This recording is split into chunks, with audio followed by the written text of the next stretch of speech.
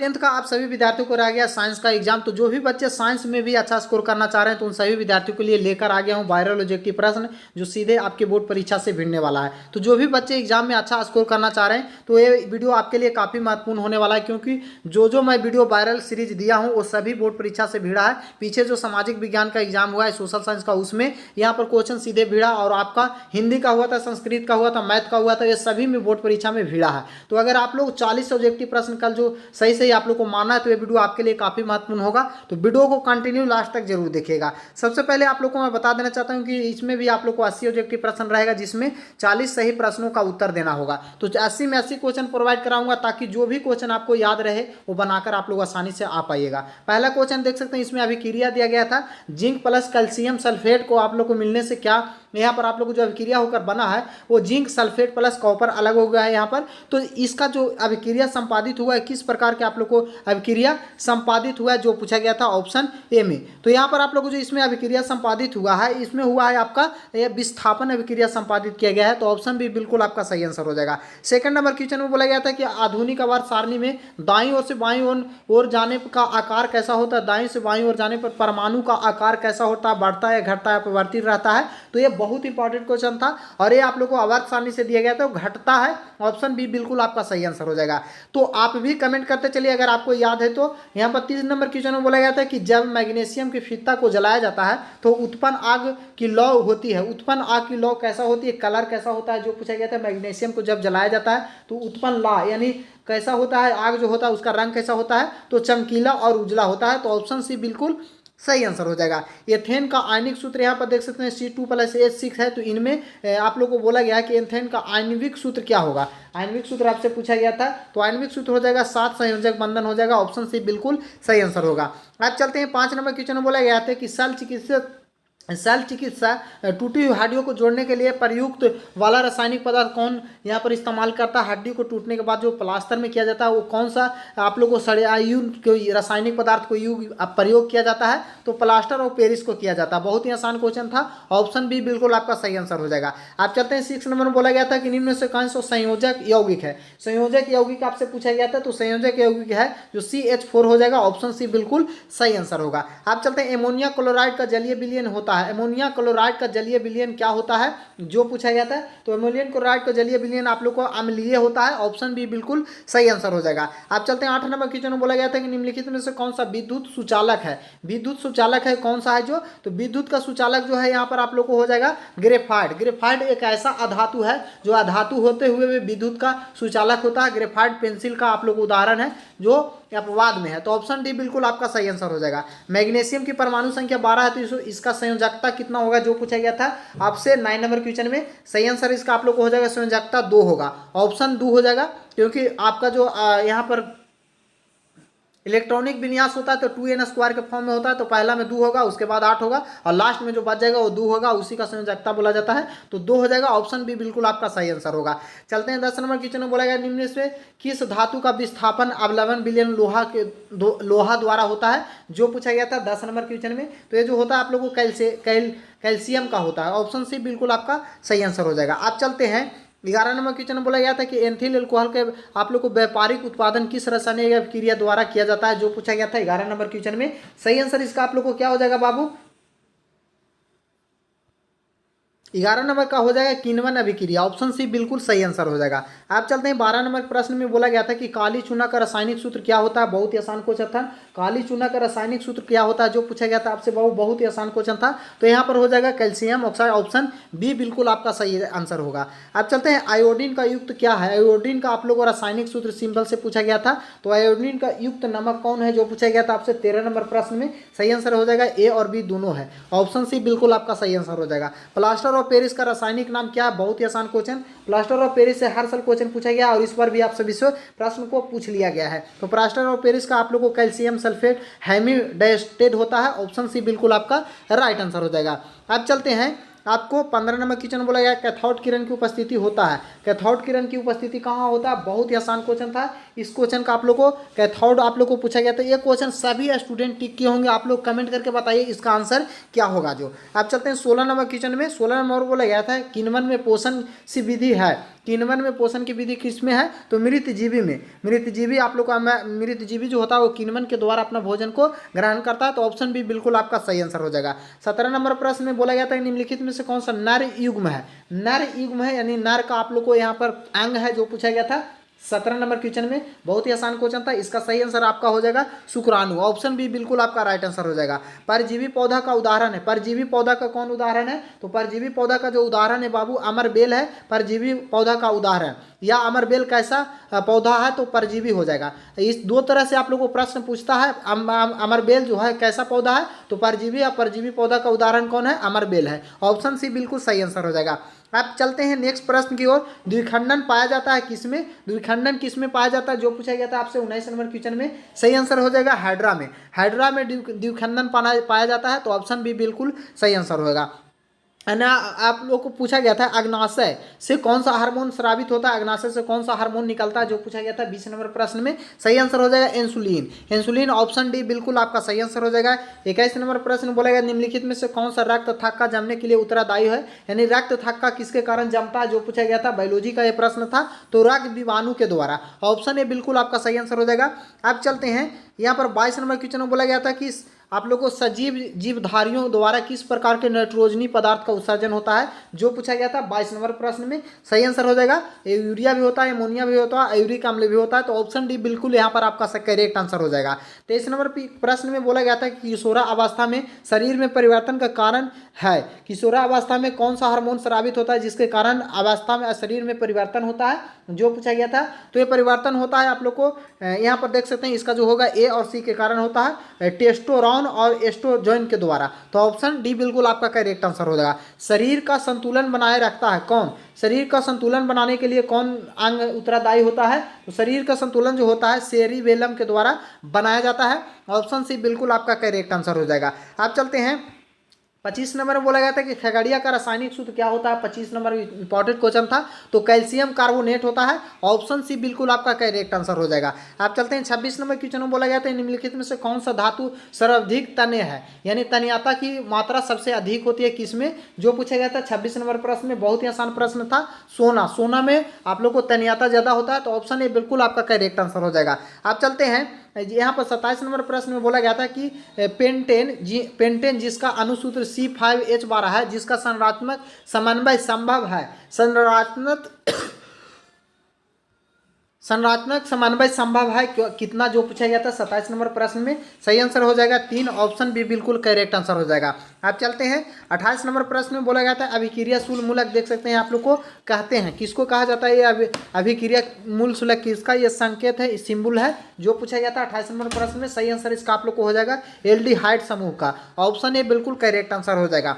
29 number question में बोला गया था कि जब कोई धातु ऑक्सीजन के साथ अभिक्रिया कर उच्च गलनांक वाली यौगिक बनाता है, तो यह यौगिक जल विलय वह तत्व निम्नलिखित तत्वों में हो सकता है। कौन सा तत्व में संपादित हो सकता है, जो पूछा गया था, तो ये जो आप लोग को संभव है वो कार्बन में है। ऑप्शन बी बिल्कुल आपका करेक्ट आंसर होगा। अब चलते हैं मालवाचाइट किस धातु का अयस्क है, मालाचाइट किस धातु का अयस्क है, जो पूछा गया था, तो ये हो जाएगा कॉपर के सीयू का। ऑप्शन बी बिल्कुल आपका करेक्ट आंसर हो जाएगा। अब चलते हैं लोहे के जिंक के परत पर आप लोग को लेपित करने की क्रिया को क्या कहा जाता है, तो लोहे पर जब जंग को लेपित करते हैं यानी पेंट करते हैं, तो उसे यह क्रिया को क्या कहा जाता है, जो पूछा गया था आपसे 31 नंबर प्रश्न में। सही आंसर हो जाएगा गैलेनिवीकरण कहा जाता है। ऑप्शन डी बिल्कुल आपका करेक्ट आंसर हो जाएगा। चलते हैं सिरका निम्न में किसका अम्ल पाया जाता है, सिरका में कौन सा अम्ल पाया जाता है, जो पूछा गया था 32 नंबर प्रश्न में, तो एसिटिक अम्ल पाया जाता है। ऑप्शन ए बिल्कुल करेक्ट आंसर हो जाएगा। आप चलते हैं 33 नंबर प्रश्न में बोला गया था कि निकट दृष्टि दोष निम्नलिखित किस लेंस द्वारा हटाया जा सकता है, निकट दृष्टि दोष किस लेंस के द्वारा हटाया जाता है, तो अवतल लेंस के द्वारा। ऑप्शन सी बिल्कुल करेक्ट आंसर हो जाएगा। चलते हैं 34 नंबर प्रश्न में बोला गया था कि आप लोगों को नेत्र में प्रवेश करने वाली प्रकाश की किरण का अधिकांश अपवर्तन होता है कहाँ से, नेत्र में जब प्रकाश की किरण प्रवेश करता है तो परावर्तन कौन सा भाग से होता है, जो पूछा गया था, तो ये होता है आप लोग को दृष्टि पटल के ऊपरी पृष्ठ से। ऑप्शन सी बिल्कुल करेक्ट आंसर हो जाएगा। आप चलते हैं 25 नंबर क्वेश्चन में बोला गया निम्नलिखित में से कौन सा लेंस क्षमता का मात्रक है, लेंस क्षमता का मात्रक कौन है जो पूछा गया था। तो सही आंसर हो जाएगा आप लोग को डायोप्टर। डायोप्टर ऑप्शन ए बिल्कुल करेक्ट आंसर हो जाएगा। मानव नेत्र में किस प्रकार के लेंस पाया जाता है, बहुत ही आसान क्वेश्चन और इंपॉर्टेंट क्वेश्चन है। तो उत्तल लेंस पाया जाता है। मानव नेत्र में कौन सा लेंस पाया जाता है, उत्तल लेंस पाया जाता है। ऑप्शन ए बिल्कुल करेक्ट आंसर हो जाएगा। हजामत बनाने के लिए कौन किस दर्पण का उपयोग किया जाता है, बहुत ही आसान क्वेश्चन, अवतल दर्पण को। ऑप्शन ए बिल्कुल करेक्ट आंसर हो जाएगा। किस धातु को किसी वस्तु को अवतल दर्पण द्वारा बना प्रतिबिंब आभासी और सीधा तथा वस्तु से बड़ा हो तो वस्तु की स्थिति कहाँ होगा, यानी वस्तु में अवतल दर्पण के सामने रखा जा रहा है और आभासी सीधा तथा वस्तु से बड़ा बन रहा है तो कहाँ पर होगा, जो पूछा गया है वस्तु का स्थिति कहाँ पर होगा, किस स्थान पर रखा जाएगा। तो रखा जाएगा बाबू मुख्य फोकस और वक्ता त्रिज्या के बीच में। ऑप्शन बी बिल्कुल करेक्ट आंसर हो जाएगा। अब चलते हैं 39 नंबर क्वेश्चन में कि प्रकाश के किरण मुड़ने की क्षमता को क्या कहा जाता है। प्रकाश के किरण को मुड़ने की क्षमता को कहा जाता है आप लोग को लेंस क्षमता, लेंस की मुख्य विकृत या लेंस का समंजस क्षमता। तो यहाँ पर हो जाएगा इनमें से सभी। ऑप्शन डी बिल्कुल सही आंसर हो जाएगा। अवतल लेंस द्वारा बना प्रतिबिंब कैसा होता है, अवतल लेंस द्वारा बना प्रतिबिंब हमेशा बाबू कैसा होता है, छोटा सीधा और यहाँ पर कैसा होता है बाबू। तो 40 नंबर का बिल्कुल आपका सही आंसर हो जाएगा इनमें से सभी। ऑप्शन डी बिल्कुल करेक्ट आंसर हो जाएगा। लैक्टेक्स पाया जाता है किसमें, लैक्टेस किसमें पाया जाता है, तो लैक्टेस पाया जाता है बाबू किसमें, तो यहाँ पर आप लोग को हो जाएगा केनर में। ऑप्शन सी बिल्कुल करेक्ट आंसर हो जाएगा।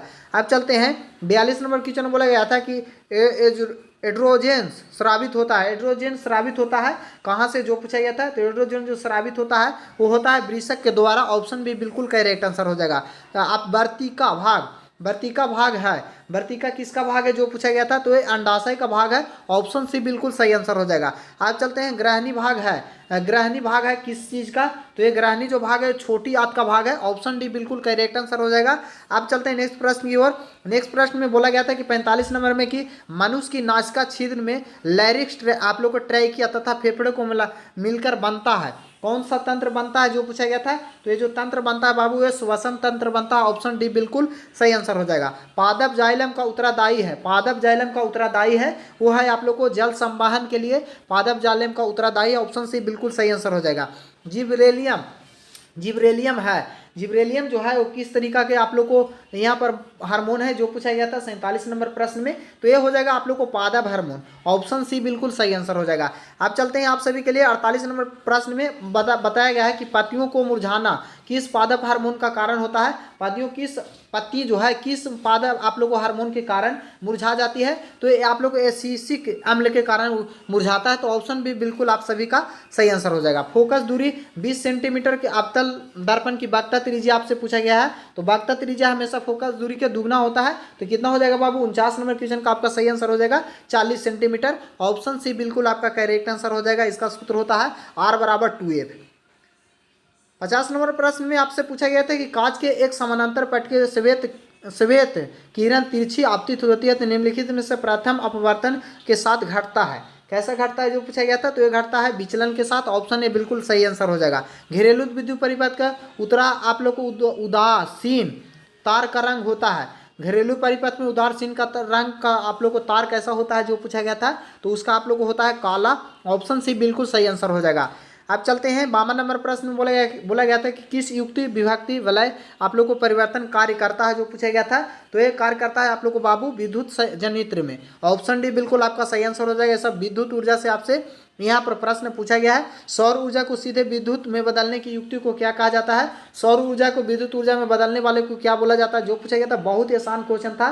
सही आंसर इसका आप लोगों को सौर सेल बोला जाता है। तो ऑप्शन सी बिल्कुल सही आंसर हो जाएगा। एक विद्युत बल्ब को तंतु को प्रतिरोध यहाँ पर देख सकते हैं 1200 ओम दिया गया। बल्ब यहाँ पर आपका कितना 220 वोल्ट पर है, तो विद्युत स्रोत की कितनी धारा लगेगा, यानी आप लोग को 2000 ओम आप लोग को दे दिया गया। R = 2000 दिया गया है और V बराबर भी आपसे पूछा गया है और यहाँ पर A बराबर का आपको मान पूछा गया है। तो ये सूत्र पर अगर आप लोग फार्मूला पर बनाते हैं तो इसका आप लोग को आएगा वो 0.8 एम्पीयर। ऑप्शन डी बिल्कुल सही आंसर हो जाएगा। अब चलते हैं नेक्स्ट प्रश्न की ओर। नेक्स्ट प्रश्न में बोला गया था कि एक सेल में विद्युत वाहक बल 1.5 विभवांतर है, तो और 1 कूलम आवेश के अनुसार कार्य करेगा। 1 कूलम आवेश के अनुसार कितना कार्य करेगा जो पूछा गया था, ये भी आप लोगों को न्यूमेरिकल से क्वेश्चन डाल दिया गया था सभी विद्यार्थियों को। तो 55 नंबर का आपका बिल्कुल सही आंसर इसका आप लोग को हो जाएगा 1.5 जे कूलम के बराबर हो जाएगा। ऑप्शन सी बिल्कुल आपका सही आंसर हो जाएगा। इंद्रधनुष का रंगीन क्यों होता है जो पूछा गया था, बहुत ही आसान और इजी क्वेश्चन था। इंद्रधनुष का रंग क्यों होता है आप लोग को रंगीन होता है जो पूछा गया था।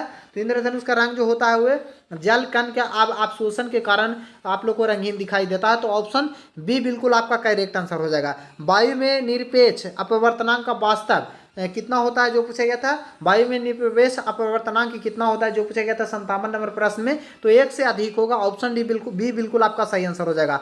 आंख नाक गला चिकित्सक द्वारा किस लेंस का उपयोग किया जाता है जो पूछा गया था आपसे, किस दर्पण का उपयोग किया जाता है। 58 नंबर प्रश्न में सही आंसर हो जाएगा अवतल दर्पण का आपका राइट आंसर हो जाएगा। अब चलते हैं यहाँ पर आपको 59 नंबर प्रश्न में वेल्डिंग किस गैस का उपयोग होता है जो पूछा गया था, वेल्डिंग में कौन सा गैस का उपयोग होता है, एंथाइन का। ऑप्शन बी बिल्कुल सही आंसर हो जाएगा।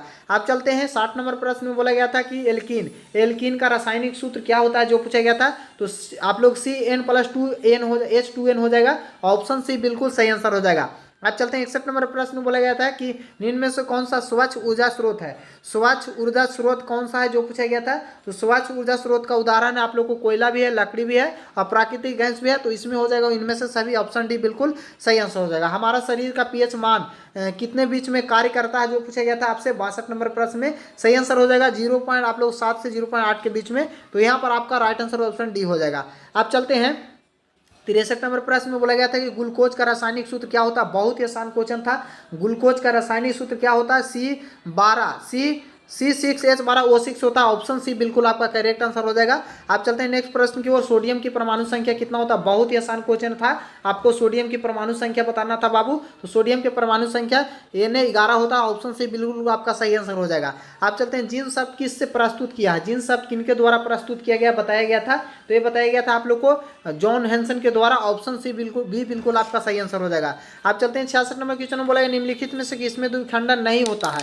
द्विखंडन की अभिक्रिया किसमें संपादित नहीं होता है। तो ये होता है ईस्ट में नहीं होता है। ऑप्शन ए बिल्कुल सही आंसर हो जाएगा। आप चलते हैं 67 नंबर प्रश्न में बोला गया था कि अब परागन कण निम्न किसके अंदर बनता है। परागन कण किसके अंदर बनता है जो पूछा गया था। तो ये बनता है पत्तियों में। ऑप्शन सी बिल्कुल आपका सही आंसर हो जाएगा। आप चलते हैं 68 नंबर प्रश्न में बोला गया था कि रुधिर चाप का आप लोगों को नियंत्रण होता है। रुधिर चाप का नियंत्रण किससे होता है जो पूछा गया था। तो ये थायराइड से होता है। ऑप्शन सी बिल्कुल सही आंसर हो जाएगा। आप चलते हैं 69 नंबर प्रश्न में बोला गया था निम्न में से कौन सा बीमारी श्वसन तंत्र से संबंधित है। कौन सा बीमारी जो है श्वसन तंत्र से संबंधित है जो पूछा गया था। तो ये हो जाएगा निमोनिया जो है श्वसन तंत्र से संबंधित है। ये बच्चों को ज़्यादा होता है। अब चलते हैं 70 नंबर प्रश्न में पूछा गया था कि रक्त में शर्करा स्तन नियंत्रित करता है। किनके द्वारा स्तन का नियंत्रण किया जाता है। ये किया जाता है बाबू आप लोग को इंसुलिन के कारण। ऑप्शन सी बिल्कुल सही आंसर हो जाएगा। आप चलते हैं 71 नंबर क्वेश्चन बोला गया था मानव शरीर की सबसे लंबी कोशिका को क्या बोला जाता है जो पूछा गया था। बहुत ही आसान क्वेश्चन था। तो मानव तंत्र की सबसे कोशिका आप सबसे लंबी कोशिका कौन सा होता है। तो तंत्रिका तंत्र होता है। ऑप्शन बी बिल्कुल सही आंसर हो जाएगा। अब चलते हैं मुख गुहा और आहार नाल के कौन सा भाग में पाचन की क्रिया आप लोग को होता है जो पूछा गया था।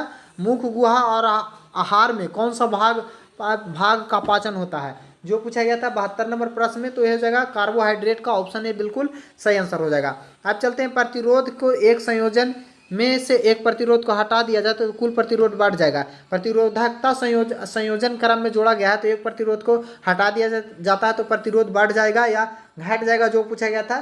तो ये आप लोग को संयोजन अभिक्रिया में जोड़ा गया है। तो इसका सही आंसर क्या हो जाएगा बाबू, श्रेणी क्रमबद्ध में। ऑप्शन भी बिल्कुल आपका सही आंसर हो जाएगा।